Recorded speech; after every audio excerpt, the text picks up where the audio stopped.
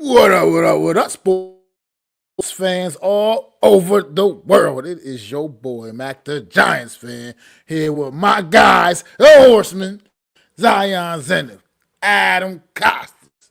You all know what time it is. It's the Premium Takes Podcast. Let's go!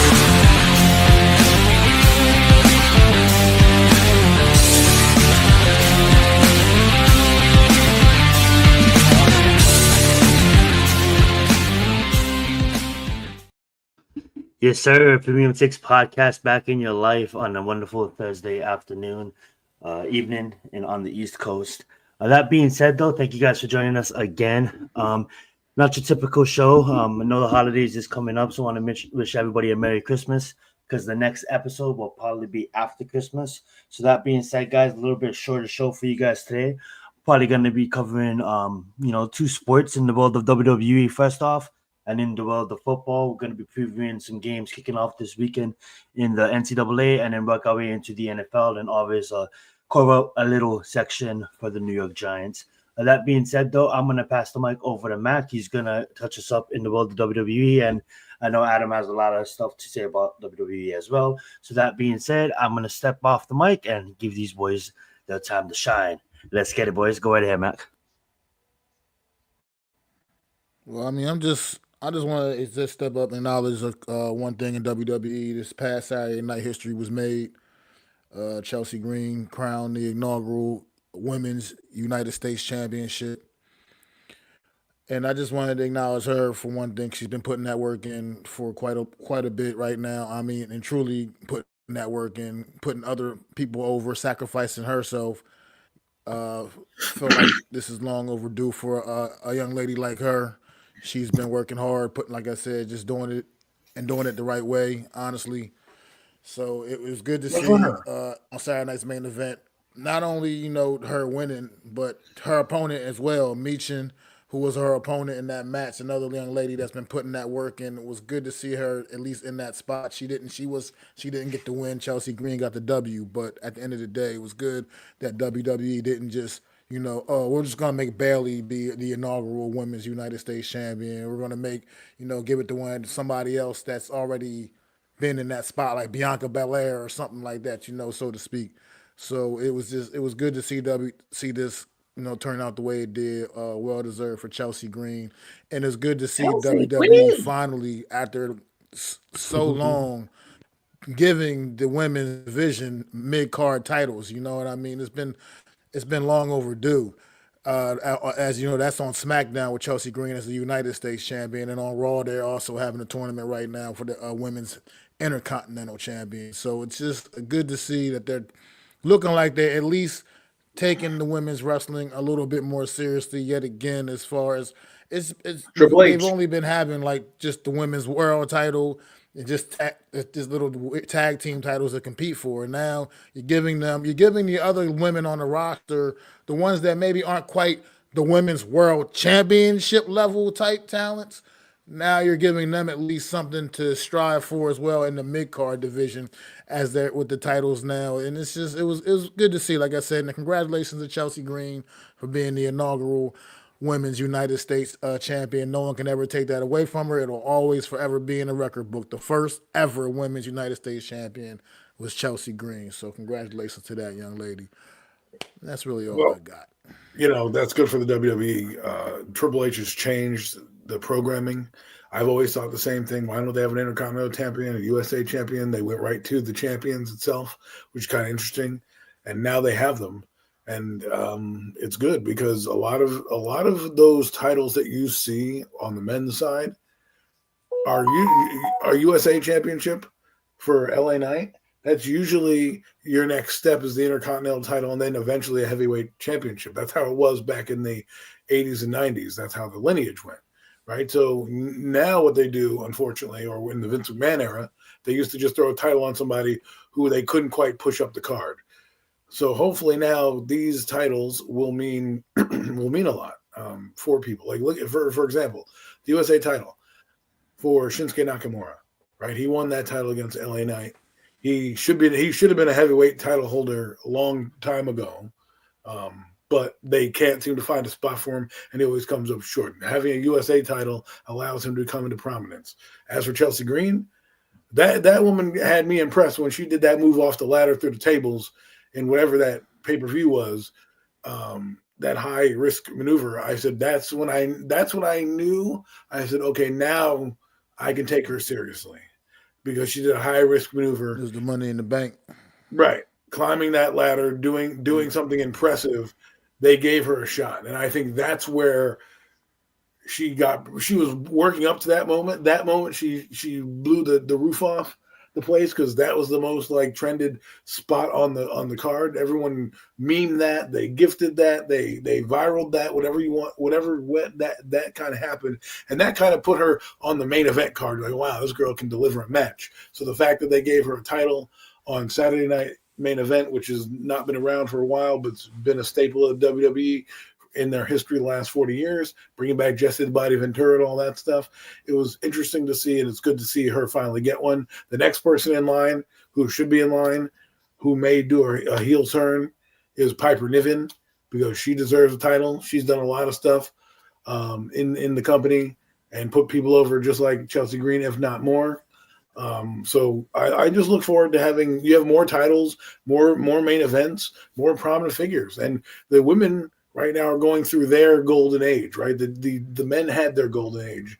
They, whether you like the 80s, 90s, or the Attitude Era, that was kind of the golden age of wrestling for the men on the men's side. They're not saying that they don't have good wrestlers now, but this is now their new age for the women. This is their 80s. This is their 90s, right? Getting more women. When I was watching the Attitude Era, I had Trish Stratus, I had Lita, I had Stacy Keibler, Tori Wilson, Sable. These women weren't really there to be wrestlers. Some of them were, Melina, the Melinas of the world, some of those people, but they weren't featured the same way they are now.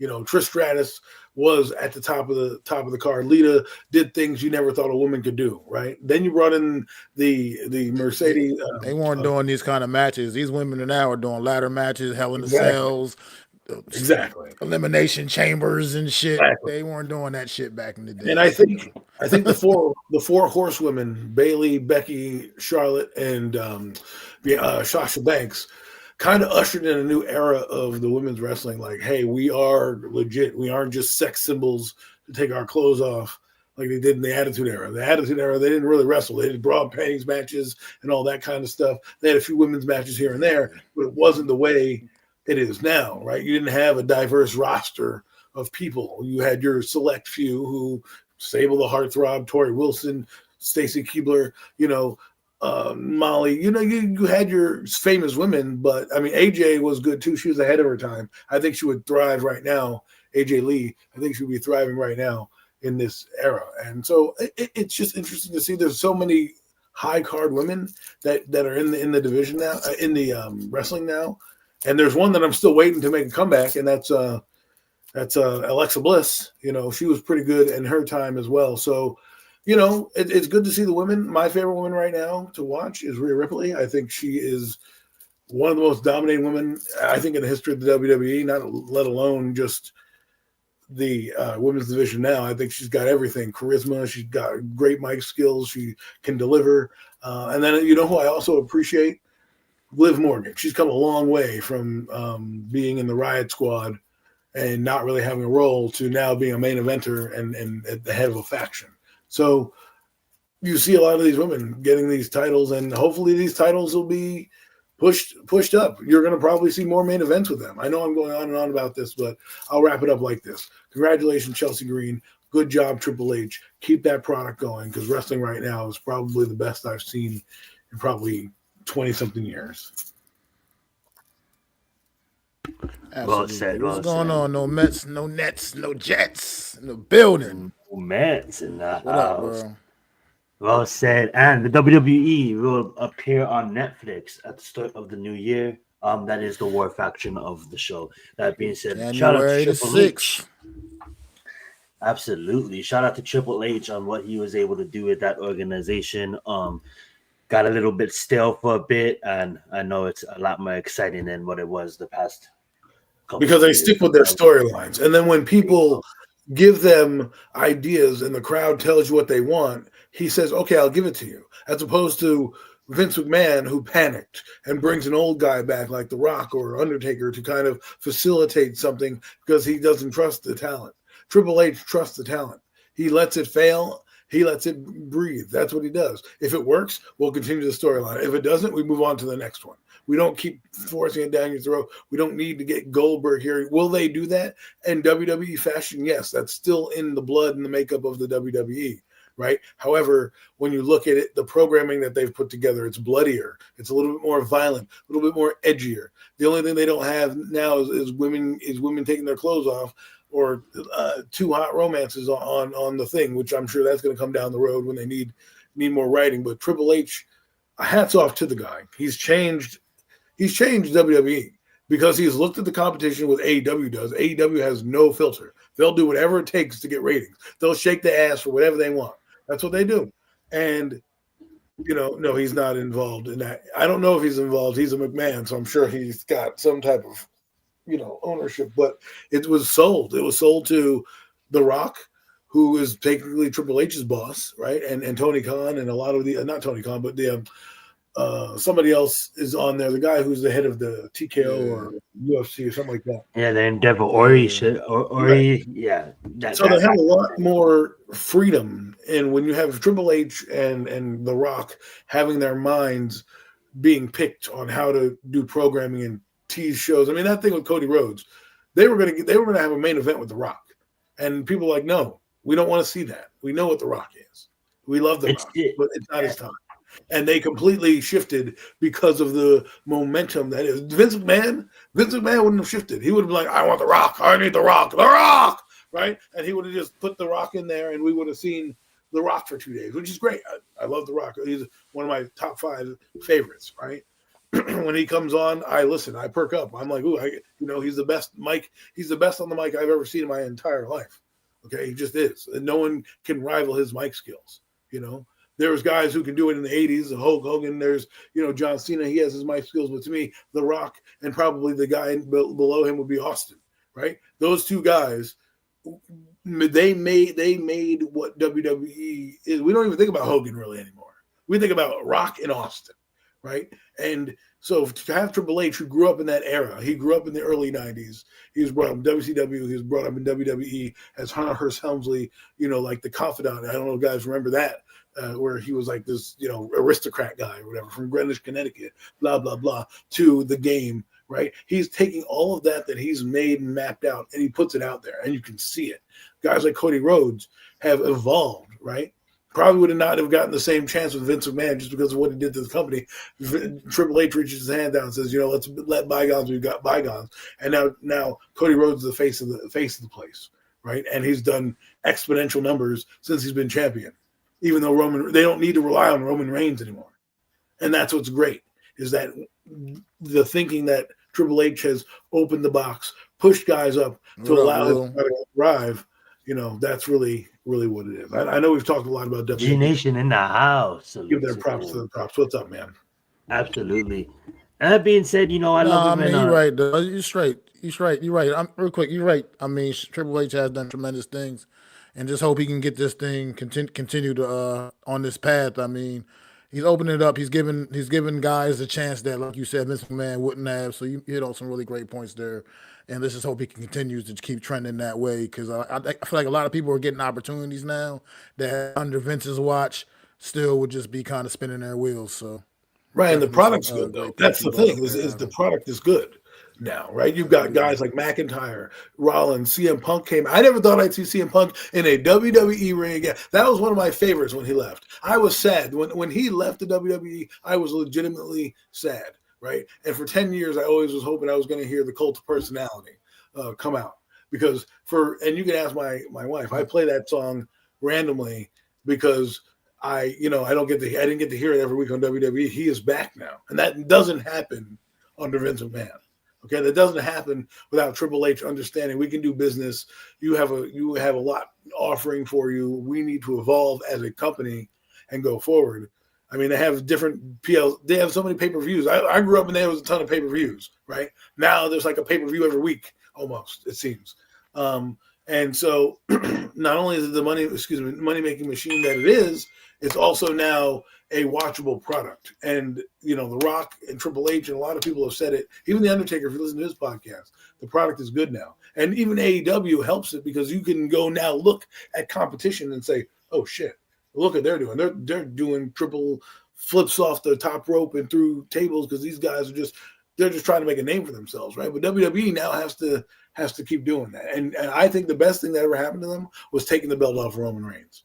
Because I think what it did was it allowed you to expand the horizon and take the storytelling to a new level. And it was time to do it.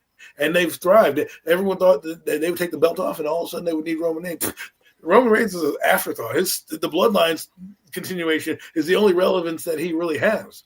Other than that, right, he probably should break away from the Bloodline and have his own story. I think he should figure that out at some point. But it's not like they need to rely on that storyline the same way. Well said.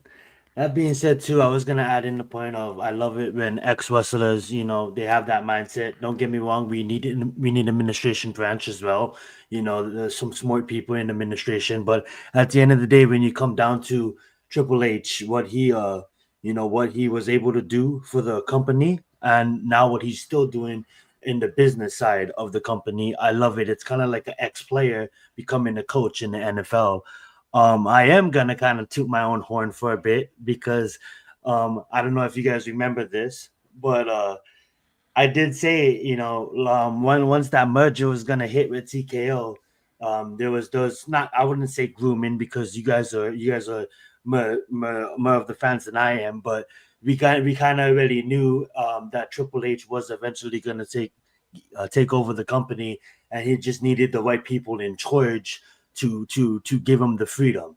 And I think Ori, by working with the best people in the business in Hollywood and buying the UFC and now merging the UFC under one umbrella with WWE, Vince McMahon obviously stepped up and then obviously stepped away. We don't have to get into that, but Triple H was the right person to put in charge. When you're under one umbrella with TKO, and the UFC is winning every single Saturday and becoming the fastest growing sport, you kind of have to compete because when it comes down to it, nobody will ever replace the WWE in the world of entertainment, road entertainment. Not even the circus could compete.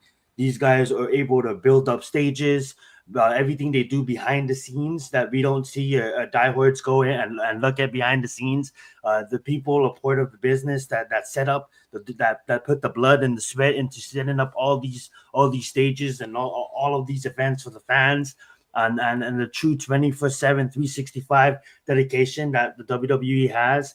I love this new venture that they're a part of with Netflix, because Adam is right what he said earlier too. Eventually, you need competition to inspire some kind of motivation if you're so stagnant of winning all the time. And now that AEW is doing big things, now the WWE can sign to Netflix and not rely on breaking the limits with linear television that's a dying. Anyhow, they can go maybe put on another. I'm not going to say we want that as fans. We want straight good wrestlers in the ring, but maybe they can venture out. Now they can have the females that dominate in the rings, but they can also pull females that want to entertain just for this form of entertainment.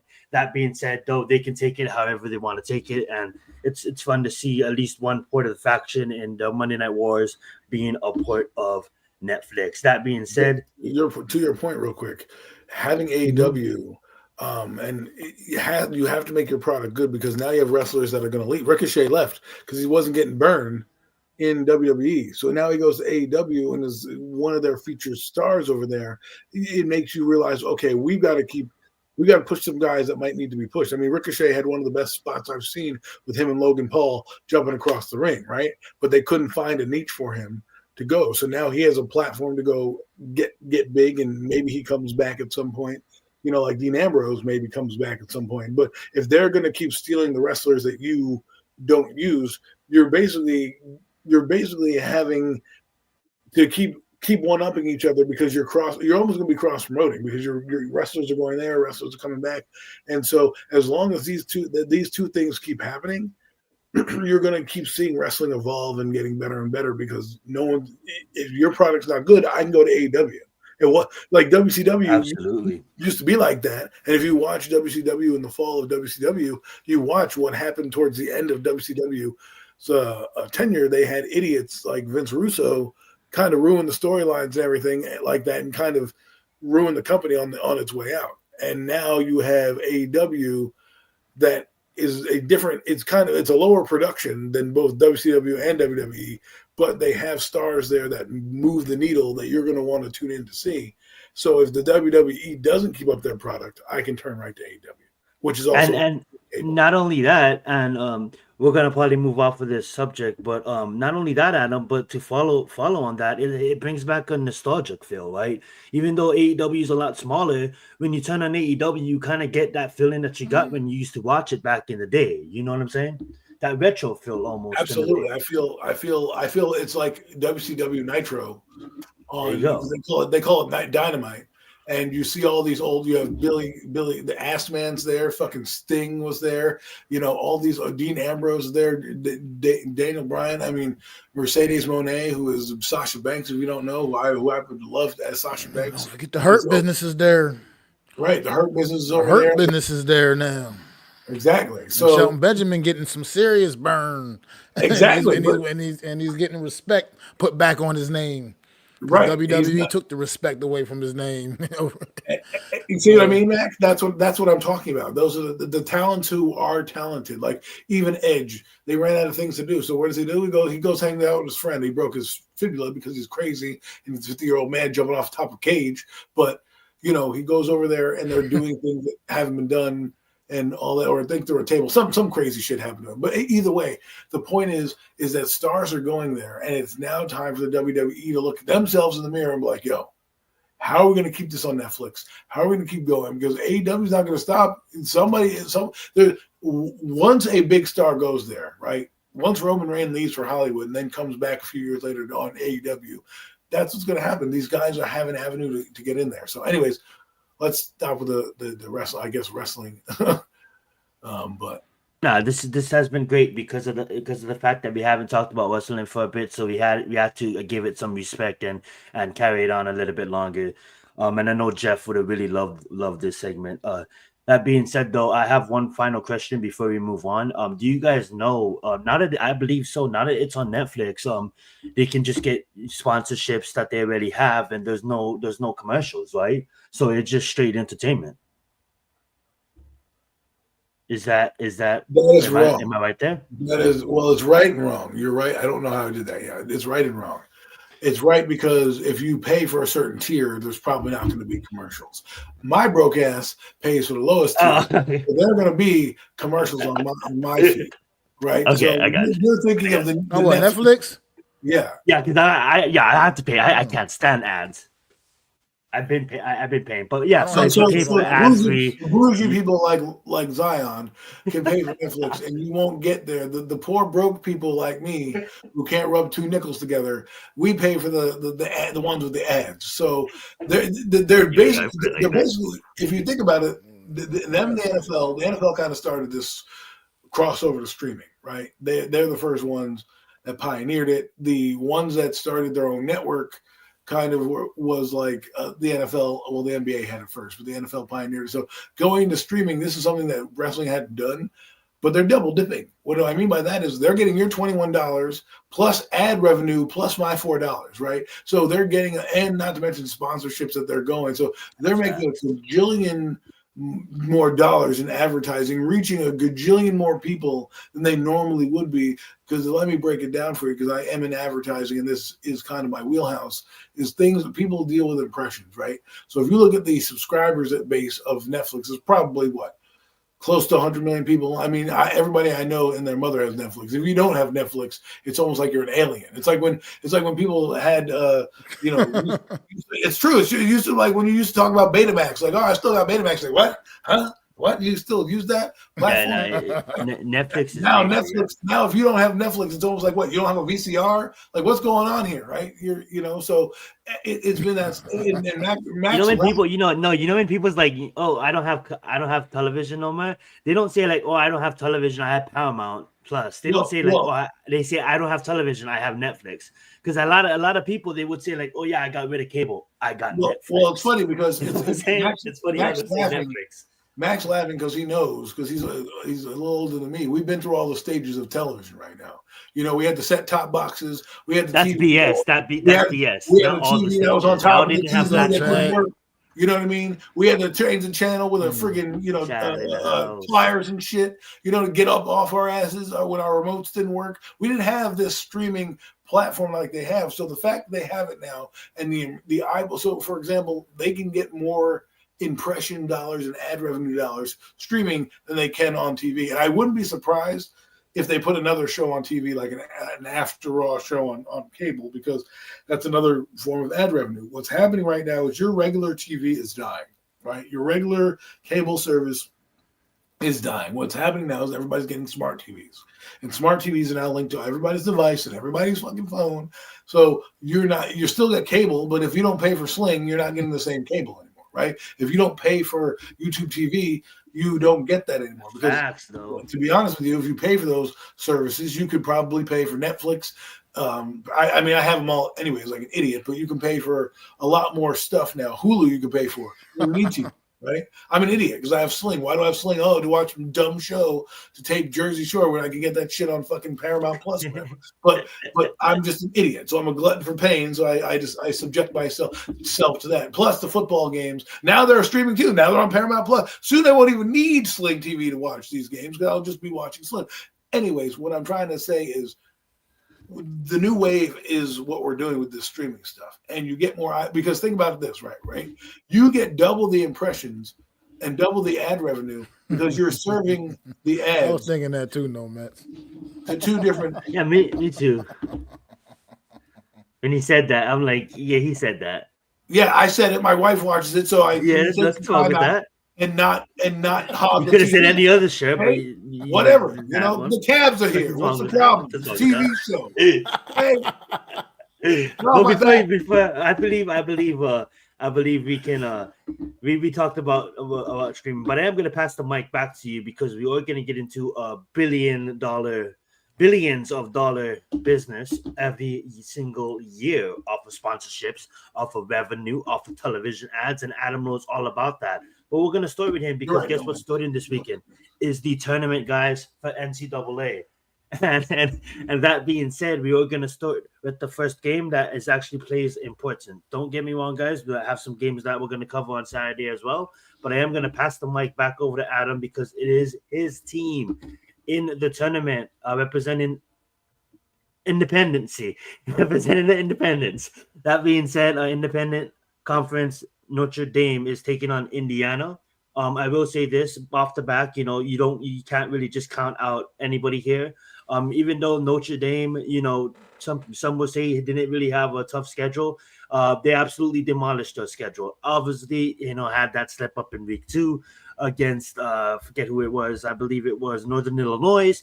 But outside of that, I mean, like they did what they were supposed to do, right? They won against Purdue 60-67. They won against teams like Georgia Tech. They won against teams like the Navy, like the Army, like teams that was undefeated until they matched up against Notre Dame. They won against teams like SC, a high-flying offense, and obviously proved themselves to be in this tournament. They're gonna go against a team that is representing in itself not the Big Ten winner, but a Big Ten contender in Indiana that had a tough schedule. But some would say, was it really that tough?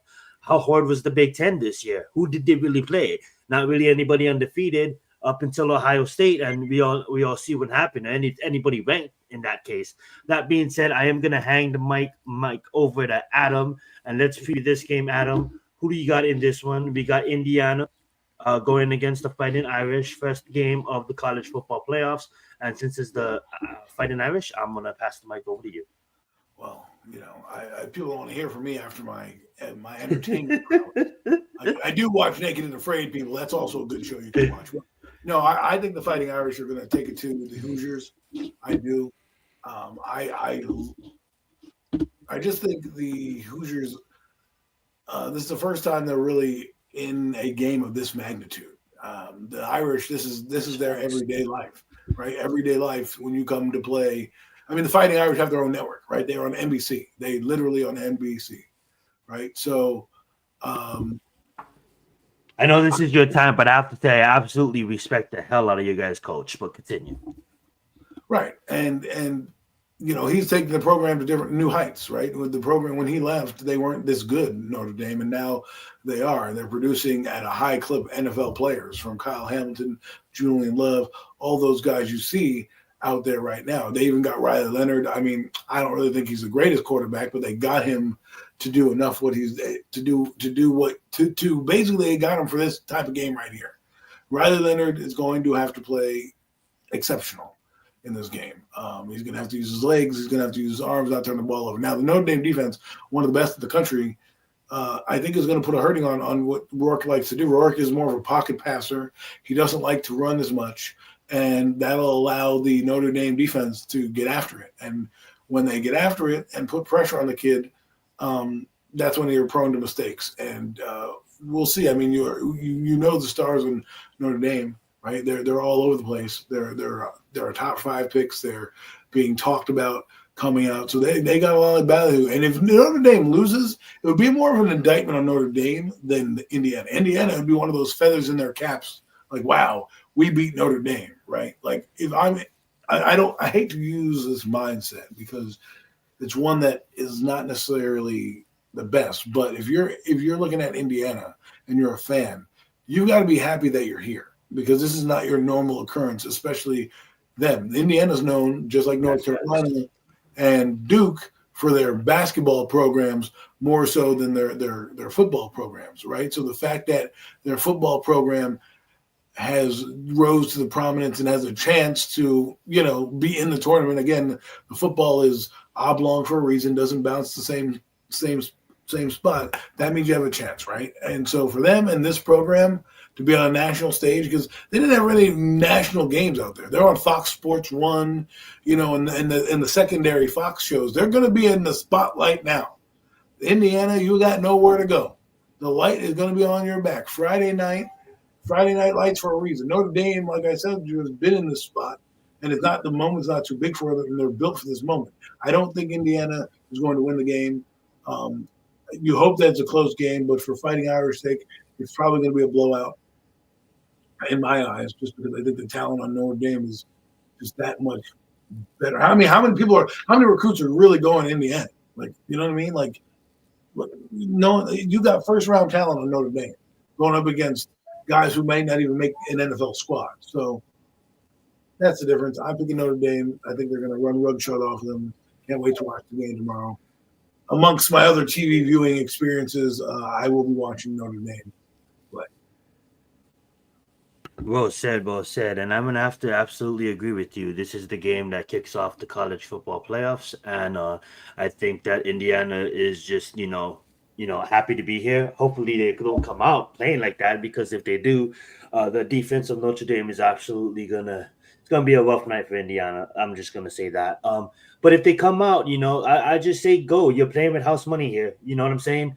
I'm not saying you're not supposed to be in this tournament, but I'm just saying that, like, if it was last year, if it was any other year, you wouldn't be in this tournament. So the fact that it opened to 12, I love that, because teams like Indiana can get in. And that being said, now that you're in, you're playing with house money. Notre Dame has been a proven franchise. I don't need to repeat everything what Adam just said. And they live for these kind of moments. They don't play soft under the bright lights. That being said, this is the biggest moment of Indiana's culture for football in a long time. And if they go out there and they beat Notre Dame, they'll get handed Georgia. Wow, congratulations, you beat Notre Dame. Here's Georgia. But that's another story for another day. I don't think they do that. I think Notre Dame handles it, and I would rather see Notre Dame versus Georgia, because I have a harder time picking that one than I do Indiana just going to get smashed on by Georgia. Pause. That being said, Notre Dame will probably kick Indiana's ass, and let me pass it over to Mac. Yeah, Indiana, man, great season for this football program. Like Adam mentioned, this is a university definitely more prominently known for their basketball prowess. But at the end of the day, their football program put together a great season here. Unfortunately, they're just not in the class of Notre Dame. I mean, in-state. I mean, this is the reason why this is not an in-state rivalry every year in football, because it would be very lopsided if it was. So it's like it's a great year for the Indiana Hoosiers, man. But Notre Dame is just a different class, and they've been here before. This is a program that this is what they prepare for when they start their season off every year. This is not a surprise for them. They're not just surprised to be here and be a part of this. They expect to be a part of this. Whereas the Indiana Hoosiers, they're kind of. I'm not trying to say they're just happy to be here, but at the end of the day, look, I think most of us know. I mean, it's the reason why Notre Dame's a touchdown favorite here, and I think they cover that spread and some, unfortunately, and put in Indiana's season. But it's been a great year for the Hoosiers, man, and let's see if they can continue to trend upward in the college football ranks in the going next oncoming seasons. But it's not going to be their night tomorrow. Absolutely love it. We have another game we wanted to get to. Actually, multiple games on Saturday, but I do want to show the FCS some love real fast. So we're gonna do that. Obviously, we have the semifinals going down tomorrow between North Dakota State and South Dakota State. Fun to see them matched up against each other.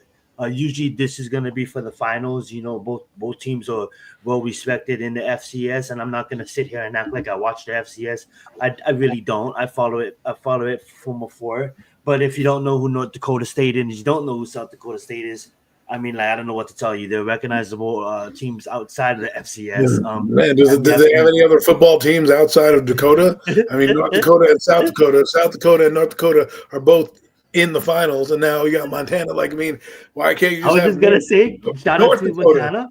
Montana for having a great season. But I love the fact that they're matching up with these two. Obviously, those the big bracket for this tournament. North Dakota wins their side, South Dakota wins their side. So the final is now the semifinals, and you got Montana still undefeated on the season, going against South Dakota. Talk about the Dakotas. Now they have basically a Final Four and an and they have the NCAA tournament on one side, and they have the NIT on the other side. So this is the NIT or whatever that other tournament is. Absolutely. And that being said, though, all money revenue. Not really that much money generated here, but true. Guys who love football. I believe we have some quarterbacks that started in the NFL from North Dakota State. And that being said, fun to see 3 Dakotas. I just noticed that South Dakota made it in as well. So you got North, South, and another South Dakota, but not the state, just the South Dakota. And that being said, I'm not going to spend too much time on this, but I just wanted to touch on this because of the fact that usually year in and year out, it's either the title's either won from South Dakota State or the title's either won from North Dakota State. But this year at Montana doing what Montana is doing, I'm going to come out here and I'm going to say I'm going to root for Montana. Because even though Montana's undefeated, I don't want to see a Dakota win it. They always win it. So let's just give it to Montana this year. I know you guys probably don't want to touch on this, but if you guys do, you guys want to touch on this, I'm just going to move on. I just wanted to give them some move on. We didn't come here to see this tournament.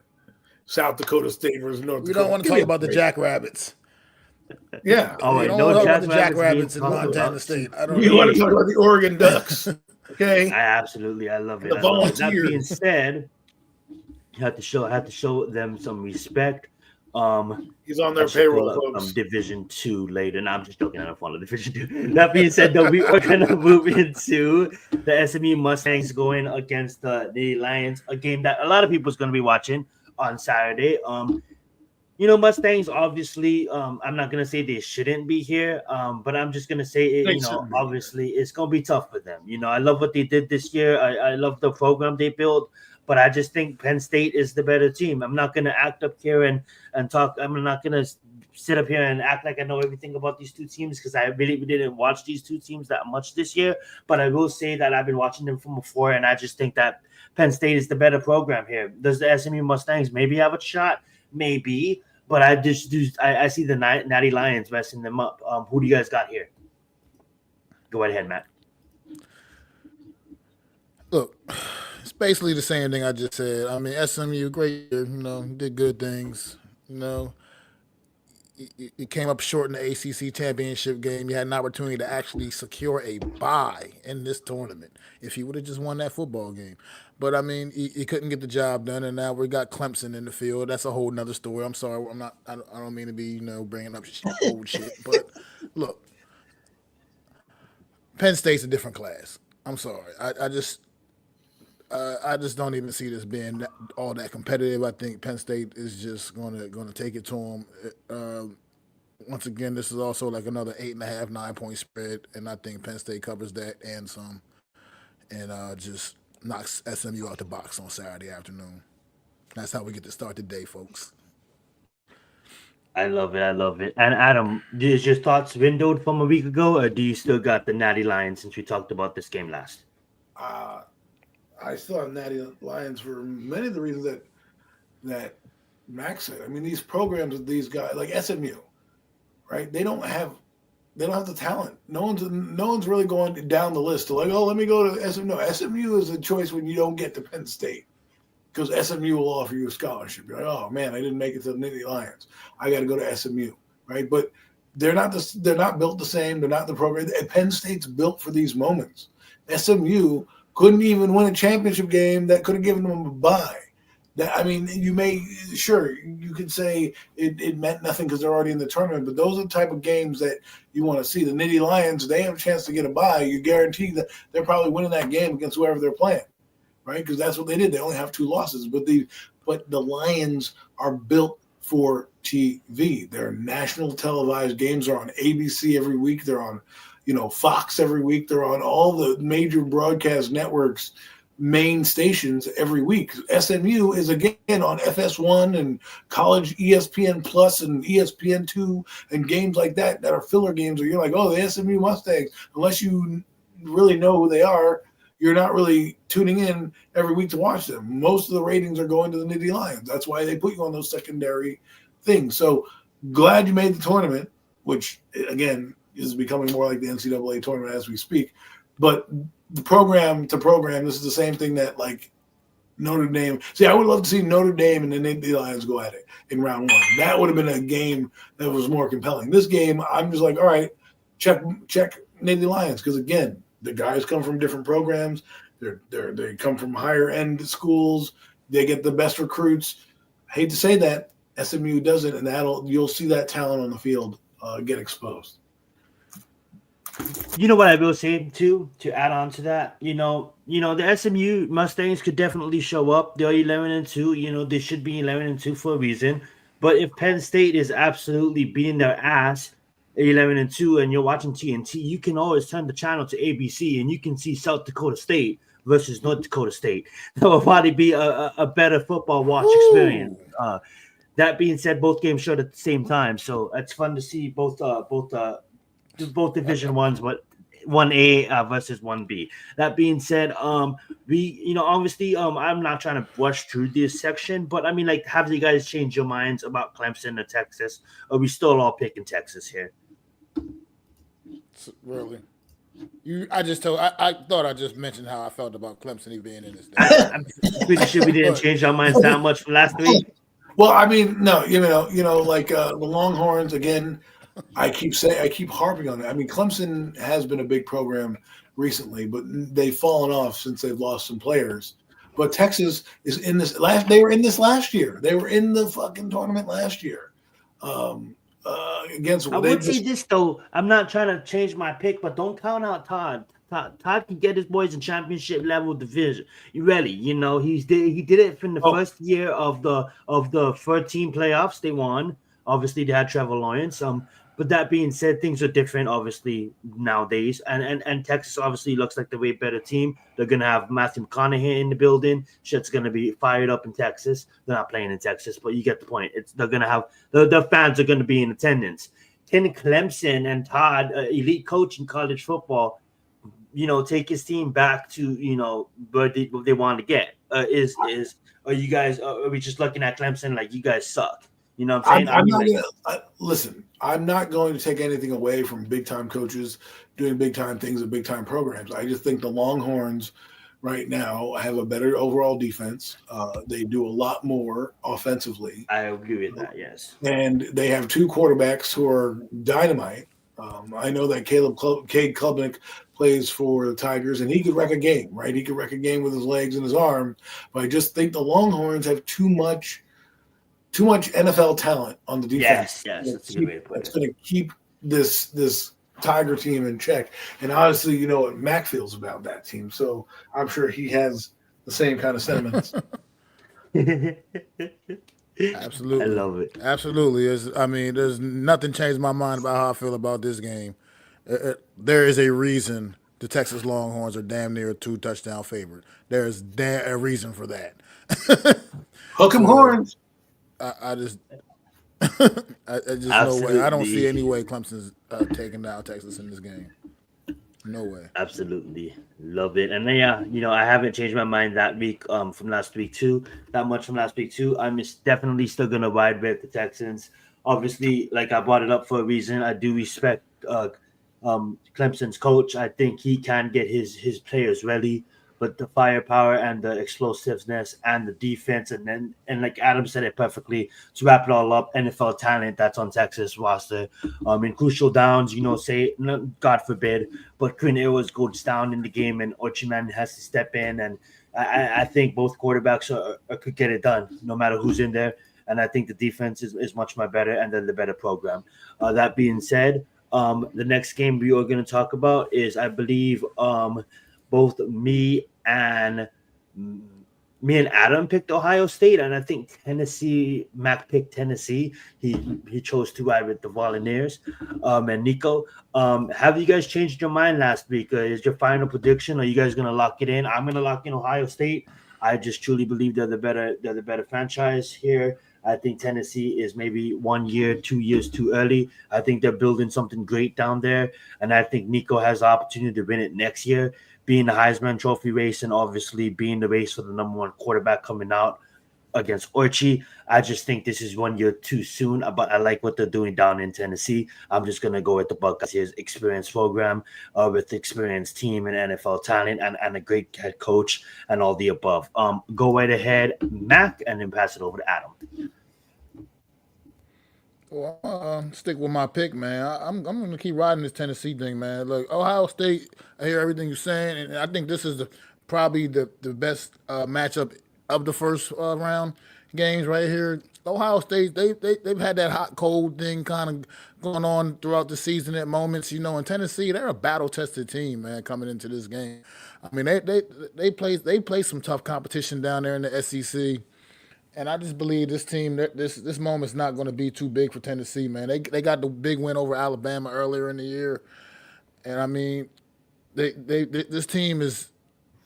I just think this team can come in right here and capitalize on maybe some mistakes that Ohio State can susceptible to make, on occasion, and kind of capitalize. You know what I mean? Like I said, Ohio State, they're busy worrying about people planting flags in their stadium and shit like that, like trying to pass laws against it and whatnot. No, this is, get on this field, get down and play, and defend your home turf. You know what I mean? And I think Tennessee is going to come in there and ruin their day.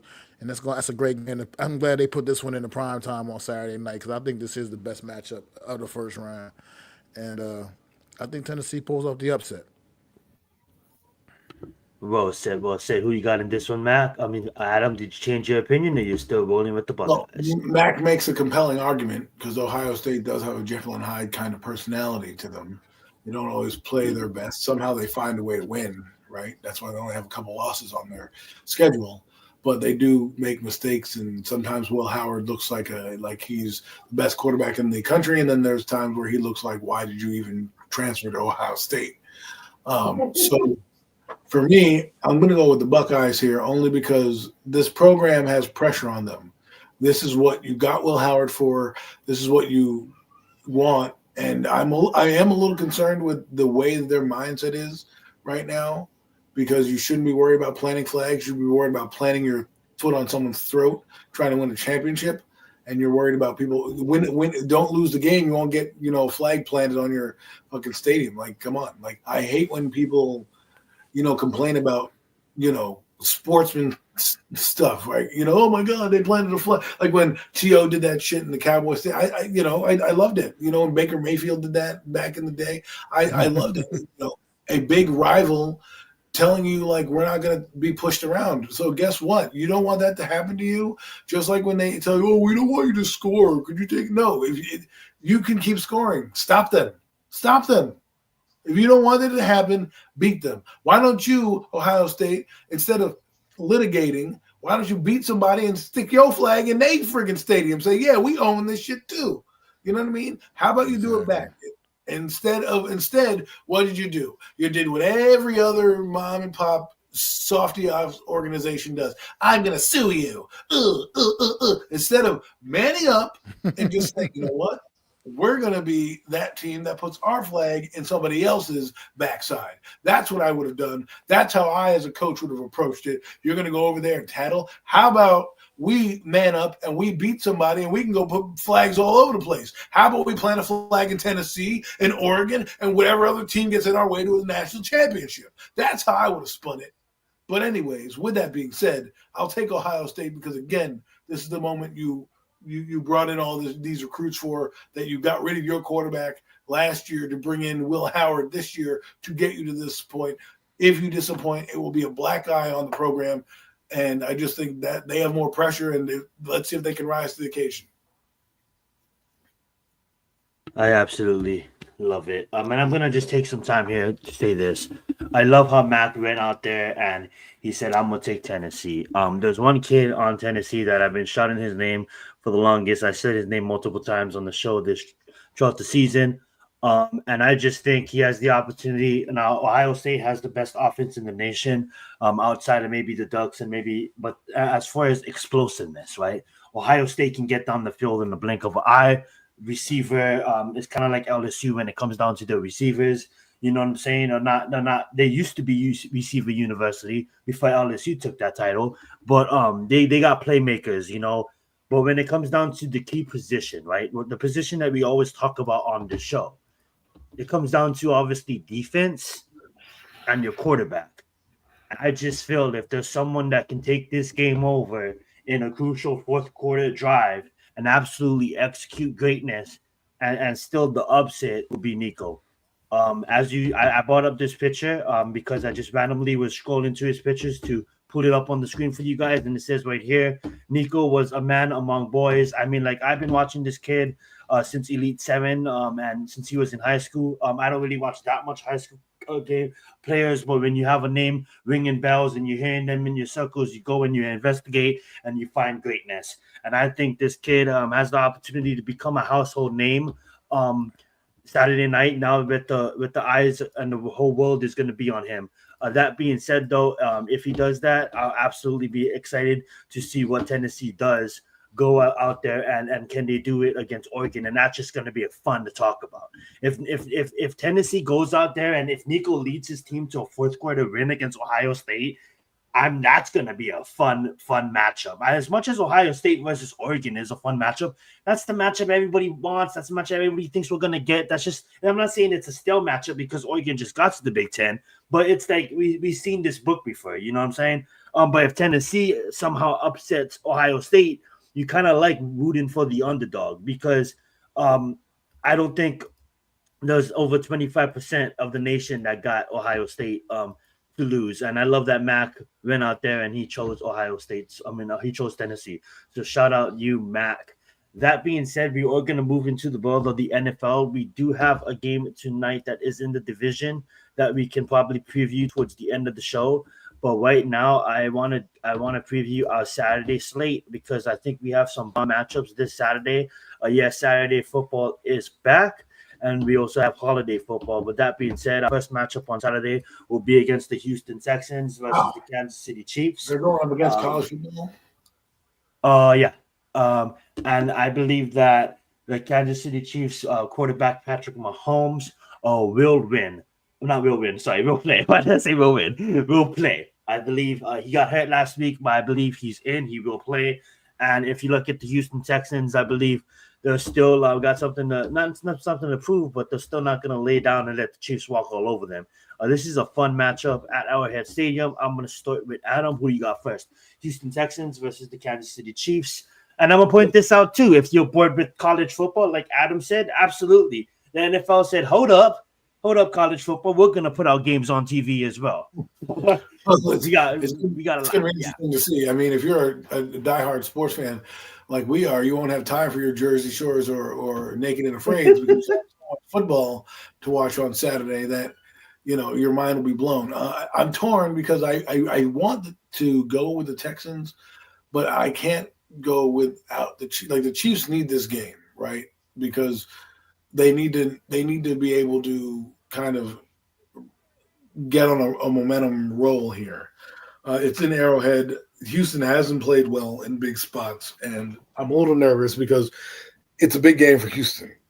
Because believe it or not, they still haven't clinched the division. There's still a chance that if they lose the next 3 games and Indianapolis somehow miraculously wins the next 3 games because Indianapolis plays Tennessee and the Giants in back-to-back weeks, you never know. They could be fighting for the division here at some point. So I'm going to go with the Kansas City Chiefs just because it's in Arrowhead. Even though Mahomes is banged up, Mahomes always finds a way. I feel like he plays better when he's injured because people doubt him. Oh, he'll be injured. And then next thing you know, he's throwing 4 touchdown passes. And you're like, what the hell happened? I thought the guy had a bad ankle. So I'm going to go with Kansas City. Well said. Who do you got there, Matt? Yeah, I'm going to just take the Chiefs here as well. I mean, it hasn't been the most conventional. It hasn't looked the prettiest. But they just find a way to check that W box after every game, man, each and every week. I mean, except for the one loss, obviously, to Buffalo earlier a few weeks back. But it's just hard to bet against Patrick Mahomes and the Chiefs. If he's out there, you always get that team always has a chance with Patrick Mahomes under center, man. And with the mind of Andy Reid calling this offense, I just think they're a little bit better than Houston, and I think they get the job done. I mean, like Adam said, Houston's kind of been a little, they've been kind of finicky this season as well. I mean, obviously, C.J. Stroud coming off the miraculous rookie season that he had, it's hard to just come right back out in year 2 and duplicate that kind of success. But at the end of the day, I mean, it's not that he's still been very, very good. Don't get it twisted. It's just, maybe things play other teams are catching up. Teams catching up a lot more film. People are figuring some things out and ways to kind of slow them down here and there at times. So I think the defense with Spags calling that defense, that's actually a really underrated unit. And I think they get the job done on Saturday here in this Saturday game matchup against the Texans. So, yeah, the Chiefs. Yeah, you brought up a great point. I mean, like, it's tougher when teams get tape on you, and you had a whole season of tape, and now a whole bunch of experts. Got this ain't the little kids league. I think Stroud is gonna be okay, like we all do. I think he's gonna be a great quarterback for years to come. And I absolutely think the Houston Texans, if I'm their fans, I want to see them get into playoff mode here. You need to come out there. You need to take advantage of a Kansas City Chiefs team here that's not technically 100%. But then when I look at it, I mean, like, Houston's not 100%. I would love to see Houston come into Kansas City's house and get a win here and get into that, like, we can do it playoff mode. But I just don't think it's going to happen. I respect Andy Reid too much, and I think no matter what, he's just going to scheme something up that, we could see a whole out running game and just tire down the Texans defense the whole game and just win off of the run.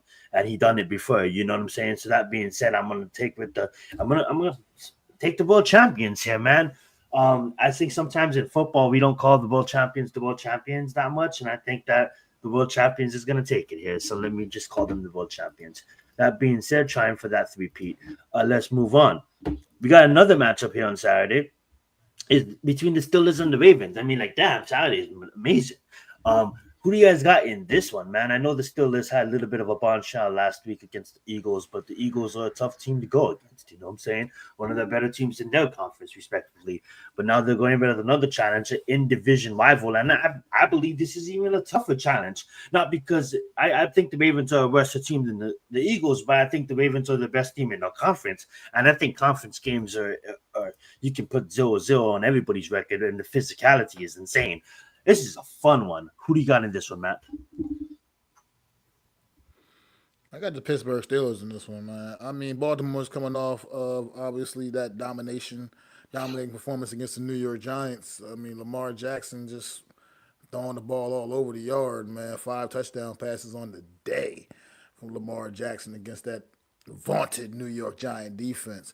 But that's not the defense he's playing on Saturday, man. And this is a nasty in the AFC North rivalry right here. These two teams absolutely hate each other, and I love when they get on the field together because it's always a great fucking football game. I think the Pittsburgh Steelers take them, man. Pittsburgh coming off that loss against the Eagles, that bad taste in their mouth, and they want to just keep proving they definitely are one of the top tier teams in this AFC conference right now, and I believe they are, and I think that the Pittsburgh Steelers going to find a way to get it done, man. Russ going to be cooking this week.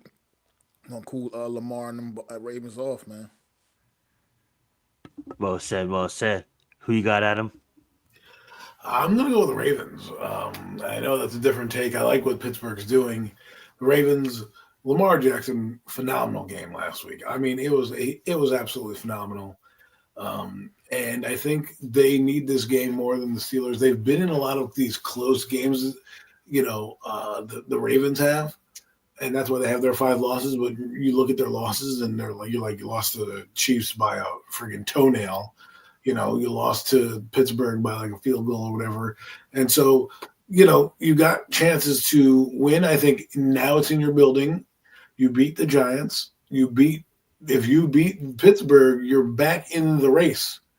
And so I think it's a huge game for Baltimore. I think they need it more so than Pittsburgh. I think Pittsburgh will make the playoffs. But I just think if you want to be the contender that we think they were, because remember, we were thinking that the Ravens were Super Bowl contenders, right? And still kind of are with Lamar Jackson. He's playing. I mean, I haven't seen Lamar Jackson pass the football like this ever. Like, he's become a better passer. I shouldn't say that. When he was coming out, the first year before he won the Heisman, he actually passed more than he threw. But then the year when he won the Heisman, they made him more of a runner, right? I think that kind of pushed him over the top of being a runner, because I remember thinking about him because Teddy Bridgewater came out of Louisville, and the next guy that come up right after Teddy was Lamar, and Lamar passed the ball. If you look at him, you're like, oh, wow, he passed the ball.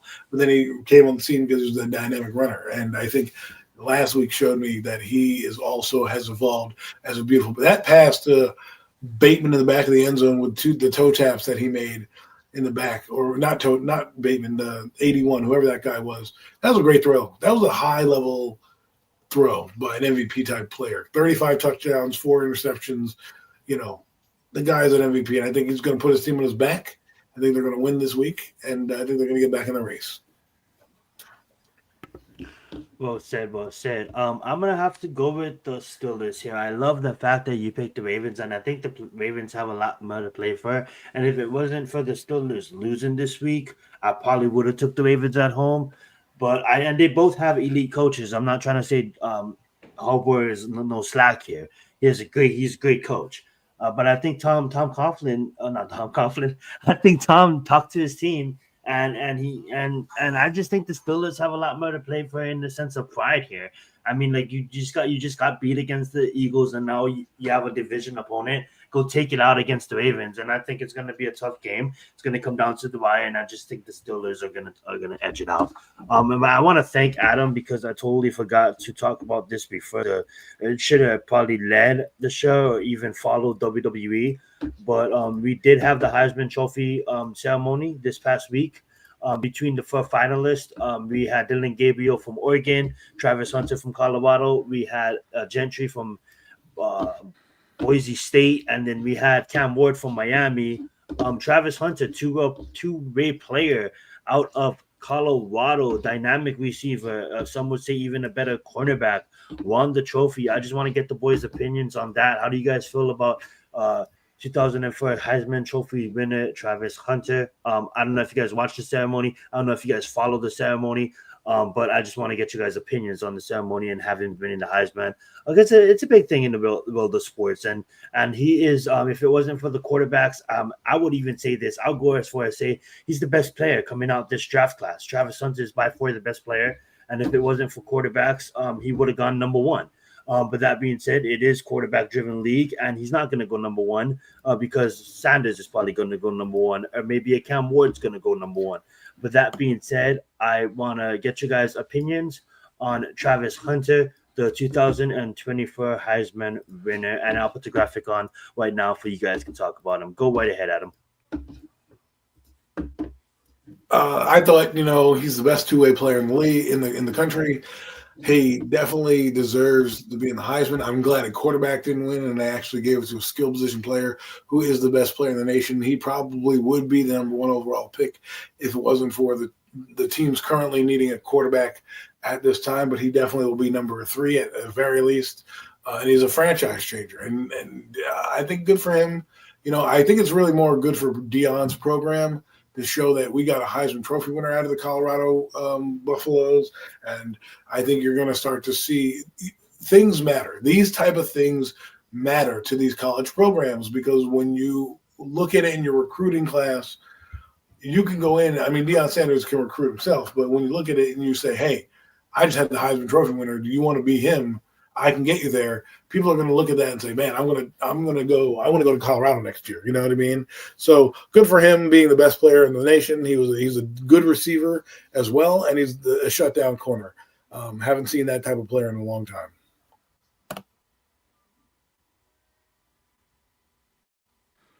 Yeah, absolutely. The committee got it right. The voters, they got this one absolutely right. They nailed it. Travis Hunter, I don't think there was a case to truly, I mean, look, okay, you can make a case for anybody all you want, but this guy played at an extremely high level on both sides of the football. He wasn't just a two-way player. He played at a high level both ways, offensively and defensively. He won the Heisman. The night before, he won, 2 nights before or whatever, he won the Biletnikoff Award. He won the Thorpe Award. I mean, he's just stacking up the trophy case right now, and he's obviously, like you said, is the best player in the nation.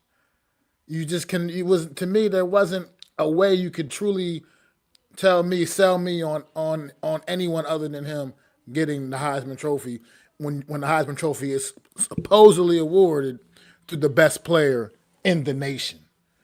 Travis Hunter was definitely the best player in the nation. I mean, at the Division I level, to play 2 ways at the level in which he did. I mean, I'm gonna tell you right now, from my years in playing football, that's a tough ask. That is a very tough ask at that level. I mean, you're talking about big, strong, top athletes. And he's out there competing on both sides of the football, out there giving it everything he's got and putting up dynamic numbers. So yes, absolutely, it was the right call here. Travis Hunter is by far was the best player in the nation this year, and just like echoing you guys' sentiments, man, he should be the number 1 overall pick reality wise, but we all know how this works, and we know why he won't be. But at the end of the day, man, yeah, Travis Hunter was definitely well-deserved honor, man. Getting that Heisman Trophy, getting the Biletnikoff as the best receiver, getting the Thorpe Award as the best D-back in the damn nation. He was the best at what he did. He was the best at everything he did, basically, is what these awards say. And he deserved every bit of it, man. So I mean, Travis Hunter definitely, man. Props to you, man. Congratulations in your future, young man. Well said. Well said. That being said, guys, we are gonna end the show by probably talking about our team. I'm gonna pull them up right now. I mean, like we can look over the Sunday slate, but I mean, like I just think Saturday killed it. I mean, like you go over Sunday, I mean, like nothing really sticks out in my mind. But if there's any game that you guys want to talk about, I'll absolutely turn it over to that game. I mean, like we can obviously preview the Bengals and the Browns, but when we look at the slate, I mean, like what we got going on Sunday, there's nothing too exciting. You know, like it's like okay, like what, like I don't know. That being said, though, we do got the Giants and the Falcons. We all know our thoughts on our team, but I do want to take the time to. I don't even know if I want to take the time to talk about this damn team. But do you guys have anything to say about the Giants? Honestly, though, anything that you guys want to vent about? The performance last week against the Ravens. Obviously, the performance this week against Atlanta. Obviously, in the state that we're in, we kind of all want us to lose because we have like three teams right now that if we lose can jump and pull us back outside of that number 2 spot and number 1 spot. But right now I think we're pretty scared if we do lose against the Falcons. As a New York Giants fan, yeah, I want us to lose. I'm gonna say that. Because I love this team and I don't want to continue down the negative path. I think if we win, we're gonna start to if we miss an opportunity to get a quarterback in the number 1 and number 2 spot here, we're gonna miss our opportunity to change this franchise. And I do believe in other quarterbacks like Monroe, like Dylan Gabriel, if we trade out of it. But honestly, it's Cam Ward or Sanders at this point. Everybody kind of knows that. Everybody's been talking about it for a while. In my opinion, I guess we can go there. If you guys don't want to talk about the Giants, we can talk about who do you guys want, a Cam Ward or a Sanders. I'm going to start by saying I want a Sanders. I can get into Cam Ward about what his level of competition is, but Colorado had the same level of competition. But I will say this, that I think Sanders is usually, if you really look at, I'm not mean to blabber on here, but if you really look at like great NBA players or great NFL players, it's really rare that the Suns live up to the hype, right? I mean, like, look at Bronny, for example. As much as I love King James, Bronny is only on the Lakers because his dad is on the Lakers. He shouldn't have been picked where he got drafted. And obviously, he still has a lot to improve on.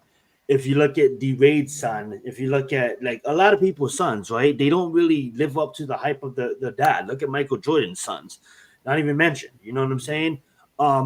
That being said, though, the or talent, there's been generations that played, but there's never been like the best of the best. There's kids, right? It's always like you look at the Ball brothers, right?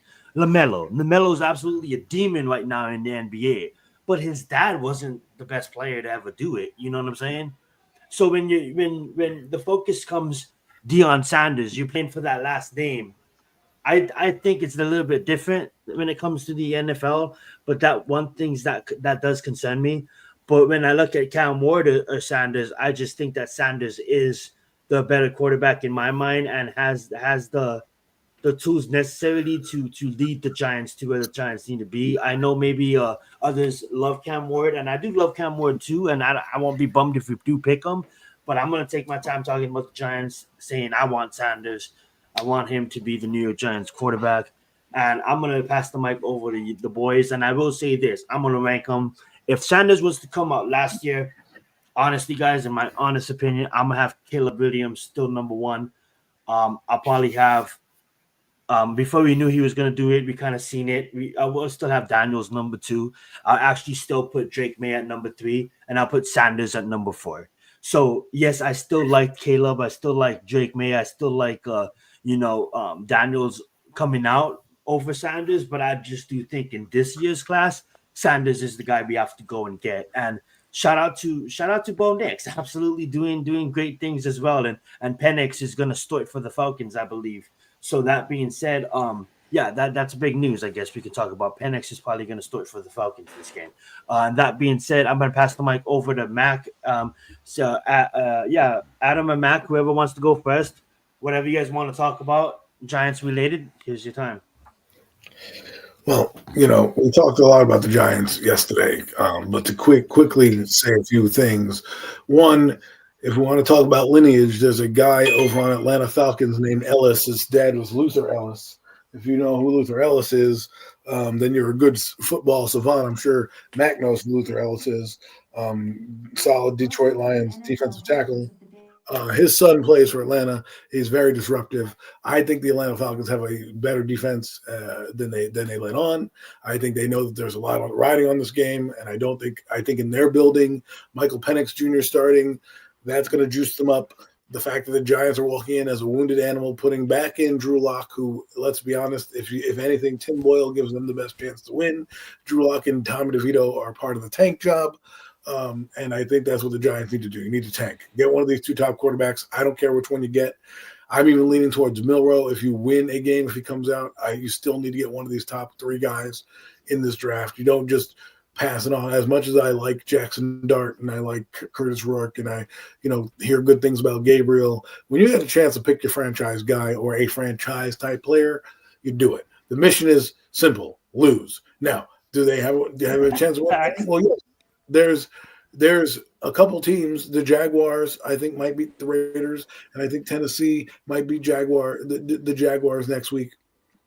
And if they do that, then you have the Jaguars with 4 wins, Tennessee with 4 wins, and then you'd have Cleveland, the Panthers, and a few other teams with 3 wins. So if the Giants won, they'd still probably be a higher pick because they lost. They would probably be number 4 at worst if that scenario played out, because they beat Cleveland, but they lost to Carolina, and then obviously the Raiders. But the mission is simple: lose your games, get your quarterback. I like Cam Ward better than Shedeur, but I don't care. Get me one of those two guys. I'll be freaking happy. Let me break down a little bit of Cam Ward and Shedeur. Shedeur, I like him for many reasons. One, big game quarterback. He doesn't look to run; he runs to pass. What I mean by that is he's running out of the pocket to make a throw downfield. Cam Ward brings a little bit more of a running element. One reason why I lean more Cam Ward, one is because of weather. When it rained, he still was able to throw the ball downfield. It's a muck in Giants Stadium with the winds and the rains and the weather. Just to have a little bit more of a guy who can play, who's played outdoor, who's had more elements. I think Shedeur's game translate better in Las Vegas in a dome, where he'll be able to be a precision passer and be able to utilize his passing skills the same way, even though he does play in Colorado and it's cold. I'm not saying he won't be able to do it in Giant Stadium. I just think, for me, I like Cam Ward slightly better. But again, lose the games so you pick one of these damn guys. Well said. Well said. Go right ahead, Matt.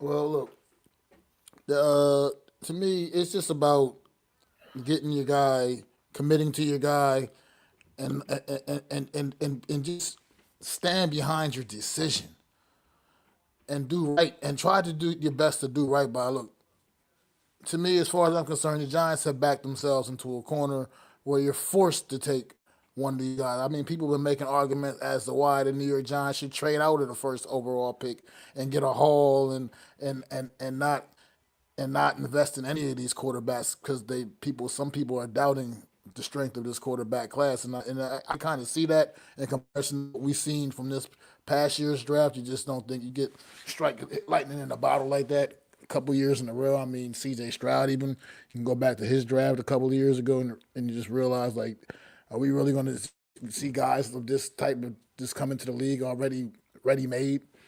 This ready-made 3 years in a row. I mean, look, but at the end of the day, I like Shedeur Sanders. I like Cam Ward for different reasons. Cam Ward kind of can give you a little bit more of that wow factor at times. I mean, he's dynamic.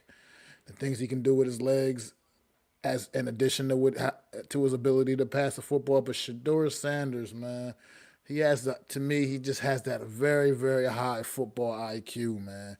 This is a guy that will make the right decisions, and I just put a little more faith in him, in him, and that's what kind of makes him stand out a little bit more for me over Cam Ward. That gives him the little slight edge, and for my taste.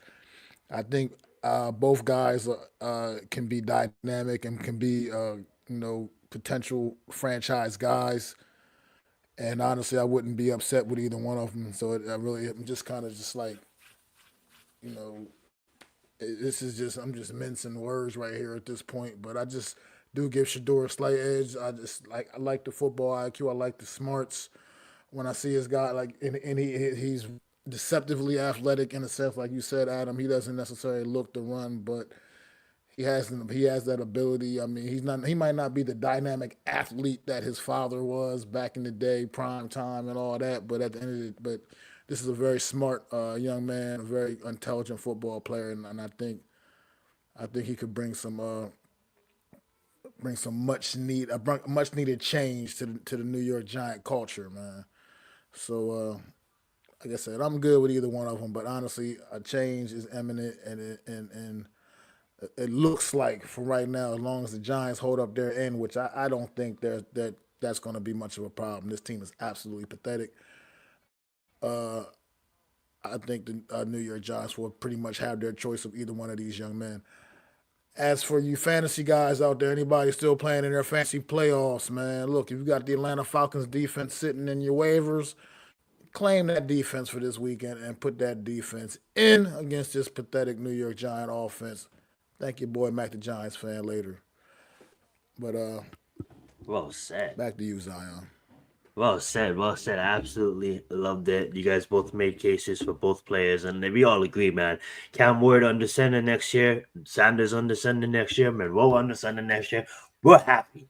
Just get your guy. You know what I'm saying? And even I don't want you to go be stupid and try to get a haul just to have hopes to get someone. But I will say this: if Dylan Gabriel comes out with Oregon and wins the season, you can still see the media and the circus to talk about him because he hasn't really been getting that much hype, right?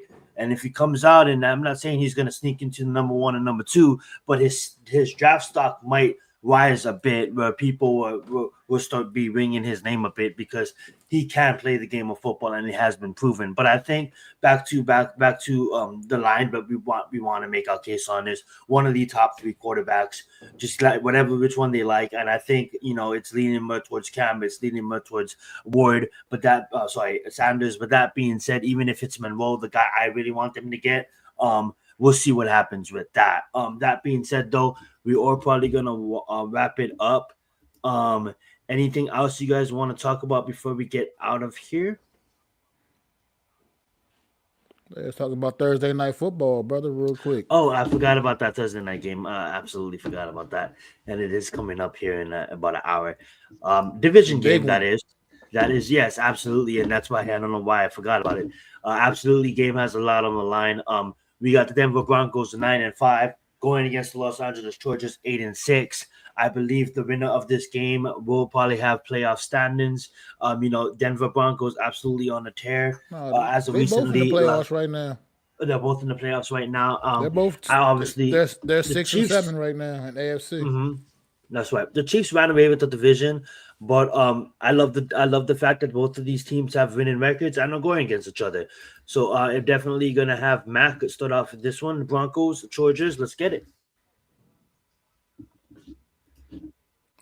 I'm with my boy Bo Nix. I mean, last week the Denver Broncos leapfrogged the Chargers in the standings, and went from 7-6, flip flop spots with this football team. Right now, Broncos holding pat at the sixth spot in the AFC. Man, I'm gonna keep riding with my guy Bo Nix. Man, he's the guy that I said New York Giants should have went on ahead and gave a closer look to.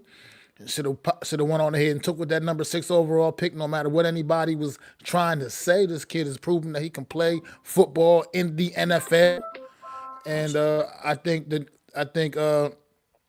he's going to go ahead and continue that tonight. I mean, the Chargers, they do have a strong run game, but the Dolphins is on the shelf, man, and Herbert's been a little banged up, a little beat up, and this Denver Bronco defense is relentless, and they will be getting after it.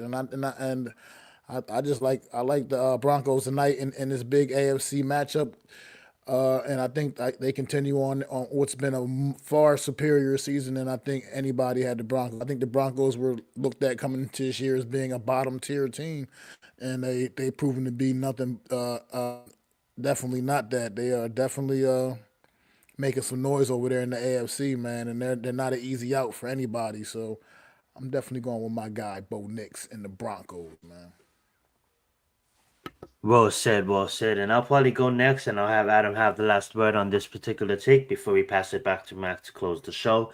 I'm gonna follow Mac here. I absolutely I wouldn't say surprised because we all kind of see it and Mac really talked about him a lot in the summertime. And I love to see him doing his thing in Denver. I think it's a great thing to see. They got a tough defense and it's a young team if you think about it too, because you have a lot of young receivers there. Obviously, you got veterans like Sutton, but you still have a chance to go out there next year and get him a stud receiver. And they're still building the program and they're competing while building the program, right? You got to understand that this is only Sean Payton's second year here. Now that he has his quarterback and now that his quarterback can play, shout out to Bo Nix, absolutely on the tear as of recently. And they're definitely on a 4-game winning streak. And they lost against teams like the Chiefs and the Ravens. Before that, yeah, tough teams. So absolutely, Bo Nix been showing out, doing his thing. And I'm gonna just ride with Broncos here, man. I mean, like it was all dysfunction last year, but now this year, man, they're looking like they have a bright future. And you don't count them out, man. Don't count the Broncos out here in a couple of years. I think they do have a couple of years to go, but they could be right now they might be an afterthought in the playoffs, but watch them come out and shock the world. Who knows? We'll see. That being said, as far as a division game, I think the Chargers are a tough team. I think a lot is asked of them for their first year and absolutely executing under the new head coach, Horrible from Michigan. But I just think that the Denver Broncos get it done here and messes up. I wouldn't be surprised if there's no more Broncos fans at SoFi than Chargers fans because I don't think the fans come out even though they're still winning. That's a shot on the Chargers here. I mean, like it's Rams country. But that being said, though, I think it's Denver Broncos gets it done at SoFi. Go right ahead, Adam. Okay, I have a special guest who wants to make the pick. Go ahead. Who do you want? Say it out loud. I want the horse. He wants the Denver Broncos. I love it. That was my son. He wants the horse. So good job. Thank you so much. Since that's who he picked, I'm going to go with Denver to win the game as much as I like the LA Chargers. I asked him which one do you want, the Horsies or the Lightning Bolts. He chose the Horsies. Thank you, my son. Say bye to the audience. Bye. All right. Good. All right, little man. I love it. That's awesome. See you later. So we'll pick Denver. That's my son's pick, so I'm picking Denver. Well said. Go right ahead, Mac. Unless there's anything you guys want to talk about, has been a pleasure. And I want to say this before I hand it over to Mac. Merry Christmas to everybody. If you guys do celebrate it as a holiday. And that being said, hopefully you guys have an amazing time with the families. If you guys go see the families or anything, if you guys are traveling, please travel safe. And that being said, next time we'll see you. Happy Kwanzaa, all that jazz. Absolutely. And Happy New Year. All the holidays, absolutely. Go right ahead, Matt. Just want to say happy holidays to everybody out there listening. Appreciate y'all. Appreciate the support. Pretty sure this is going to be the final episode of 2024. We'll be back in the 2025 in the new year, man. With the Premium Taste Podcast Thursday night, 6 p.m. Keep it locked. And make sure y'all go to my guy Zion Zenith's channel. Hit that subscribe button. Hit that thumbs up on the stream. Help support the stream. Go to Adam Costas' channel. Hit the thumbs up. Subscribe.